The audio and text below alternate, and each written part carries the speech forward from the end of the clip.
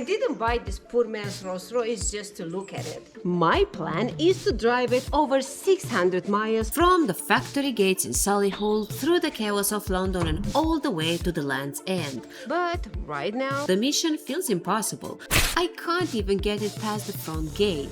Between a gearbox that is bone dry and a differential that feels like a jigsaw puzzle with missing pieces, the Dream is currently stuck in neutral. So let's see if we can finally find some forward gears. Do some work! Most of the parts finally arrived, so it's time to start putting the puzzle back together. First though, we need to make a tool to remove the bearing. But it wasn't about to give up without a fight.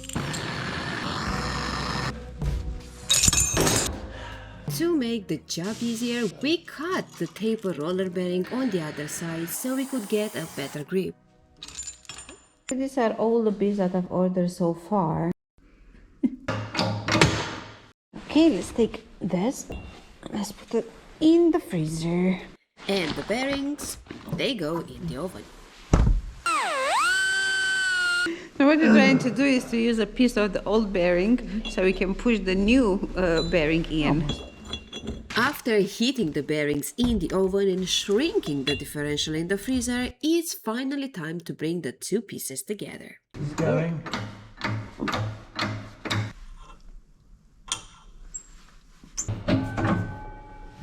Yeah, look at this previous one. Alright, now we're gonna do the other way around. I will put this in the oven and we're gonna put the pin that goes in here. We're gonna put that pin in the freezer.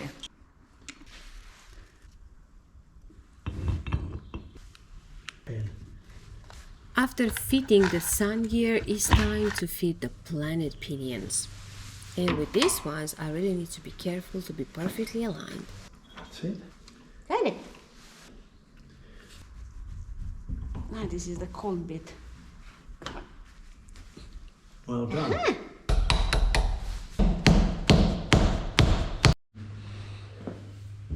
Well done. No more play. If you remember, this one was moving. See it here. And see, probably supposed to be like that. Well, no, it doesn't. Next is the crown.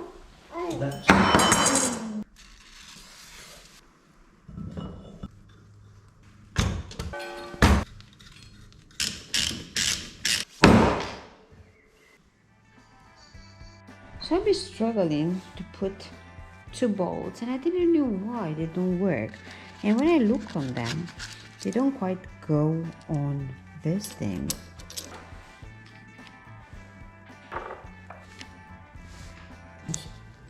See? So I don't know how it was fit. I managed to fit one in this. Is the only one that goes. But I don't know what I'm going to do. And you see it's shorter. Well, that doesn't matter. But it turns out it mattered, and those two bolts were different for a reason. In the book, they say, reassemble the crown wheel, noting that two special fitting bolts must be replaced in their original holes. Uh-oh. See if we can figure out where they need to go. Right, they're 3.9. What's that, 3.8? 3.8. Those are the ones.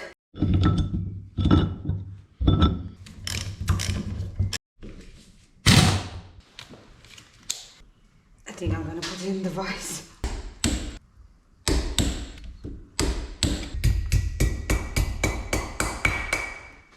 Right, so what I'm planning to do with these things is to use a power brush on it, and then we're gonna give it a nice coat of paint. Oh wow, what a difference.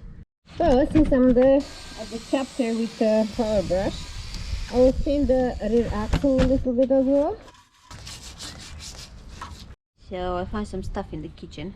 I'm trying to use this. Might be good.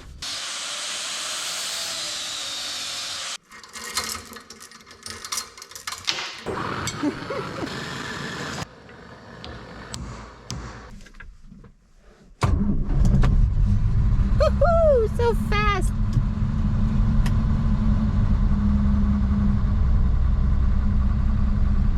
Okay, let's see.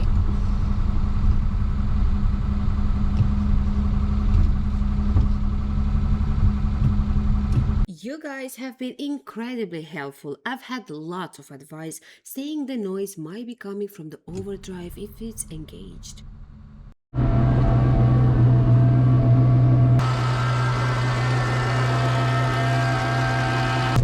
This is the reverse noise. This is the first.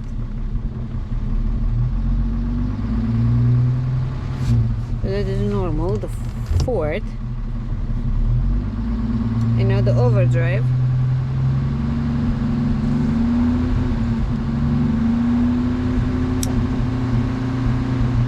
That works.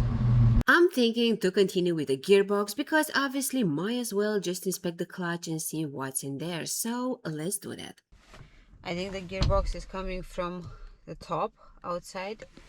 So this means I'm gonna have to strip everything down. Now, obviously, when I bought this cheap Rover from auction, I knew I was taking a bit of a gamble because I didn't know exactly what sort of history I was buying. And that's true with any second-hand car, but especially with classics. You're not just buying the car itself, you're buying its entire history. Which is exactly where having a tool like Vehicle Score can be incredibly helpful. Especially if you're looking at buying a classic car or really any second-hand car. You can run a full vehicle check, check the MOT history, see previous records, valuations, tax status, mileage history, and even whether the vehicle has been reported stolen. And what I quite like about Vehicle Score is that everything is in one place. So instead of jumping between 5 different websites trying to piece the story together yourself, oh my god, doesn't have any oil in the gearbox. Everything is right there in front of you and it's very easy to use. You can even print reports if you need them. For example, But I haven't done this later. with Auntie No here, Vehicle Score estimated an expected lifespan of around 192,000 miles before similar vehicles statistically disappear from the roads. But what's even more interesting is looking through the MOT history. I'm pretty sure it leaks through here, and I will try to remove this. Thanks to Vehicle Score, I was able to spot a few MOT gaps and periods where the mileage barely changed at all, which suggests the car spent some time off the road. Now, that doesn't necessarily mean there's a problem, but it does help build a much clearer picture of the car's past before you hand over your money. And if you're currently looking at buying a car yourself or you just want to check the history of your current one, I'll leave my Vehicle Score affiliate link in the description so you can check it out for yourself. A huge thank you to Vehicle Score for supporting this video and helping me bring projects like this back on the road. Anyway, speaking of old cars and their stories... Well, look, Auntie, your sister is here. The Rover P4 community is incredibly friendly. One member even drove over in his spotless Auntie to meet mine and share some very useful advice. Despite the fact that his P4 had been sitting for 20 years before a full restoration in 2019, it now looks absolutely amazing. Probably what my Auntie dreams of becoming one day. One day, Auntie, one day. This is your air filter here. It's full of oil. Yeah, in another life, probably my Auntie will look like this. And you hear it sort of tapping noise. Yes. They're like that till they warm up. So apparently I have the wrong wipers. See how they look. But you see on them, see look, they've got them. And then when they park, see they go right up. All right, okay. They move it, so I take the throttle off. Change gear. What? We're going around this way. And do I have that? Yes. I No, have you here. don't. Yours is overdrive only, so yours is a standard gearbox.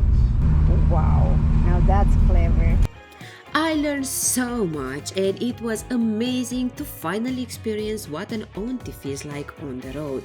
Since he's owned his for such a long time, hearing him say my engine sounds healthy and that actually my auntie is quite a good buy gave me a lot more confidence and motivation to get it back on the road. So thank you, Matt. Well, I've ordered the seal, so now let's try to do something else. It's time to take out from the freezer this thing. But as usual, things didn't go to the plan, so we had to make a few modifications to get the clamp to fit. What we're trying to do is a bigger edge, so we can grab with that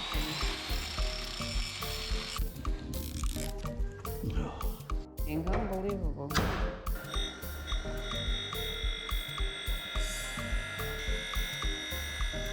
This is how it looks, one side. Yep.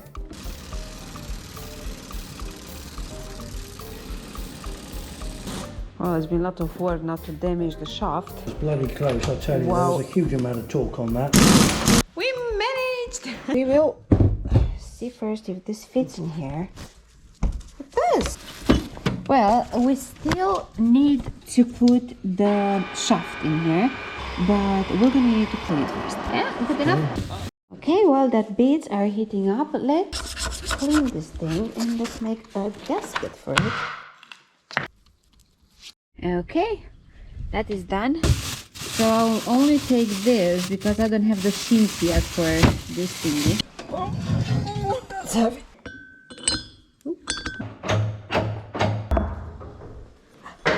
Cold. Alright, so this one is cold. And the bearing is hot.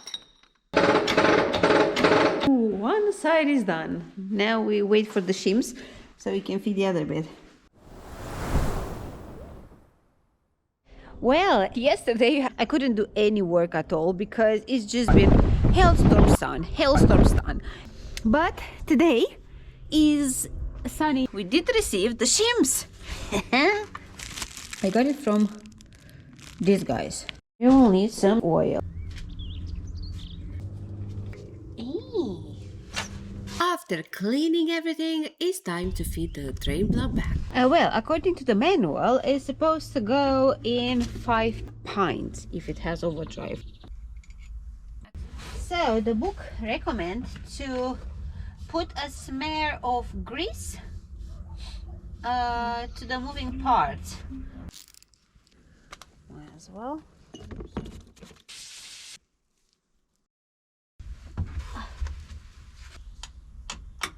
So it's time to fit the shims, but it's not that easy. So we're gonna need to measure the pinion bearing preload, and we're gonna need to adjust it accordingly. So it's good that I have this book. First, we're gonna need to make a tool, something like this. Of course, we won't gonna use that. We will use this thing. If the distance from the center of the flange to the weight is not within 9 to 14 inch, increase the preload by removing shims or decrease it by adding shims. So between 9 and 14. So we're gonna put some marks at 12 inch, 6 inch and 3 inch. If it's 1 for 12, then for 6 will be 2. We added in total, I believe, 43 tau of shims at 3 inches on this. It had 2.5. Good enough.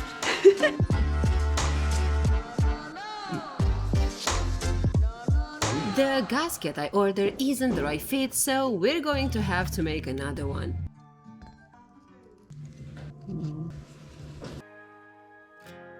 Righty, so now that we've done that bit, it's time to fit the other things on this side.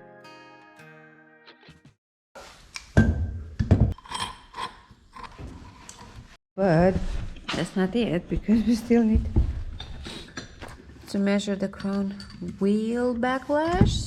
So now we just need to play with these things, because if you untie this and tie this one, you're gonna move the crown a little bit like that. So I'm gonna fiddle with it until it feels right. Oh, ta-da!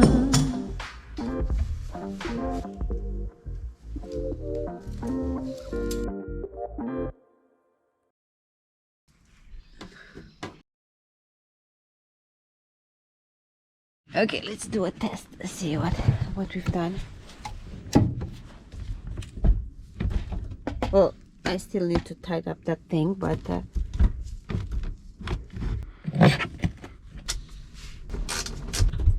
I will start it, I guess, before I fit this. Second,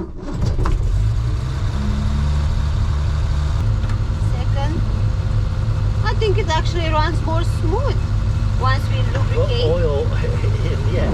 And oil in the gearbox. That is a huge improvement, but is it really ready for a 600 miles trip? Subscribe and follow the journey because we are now one step closer to finding that out together.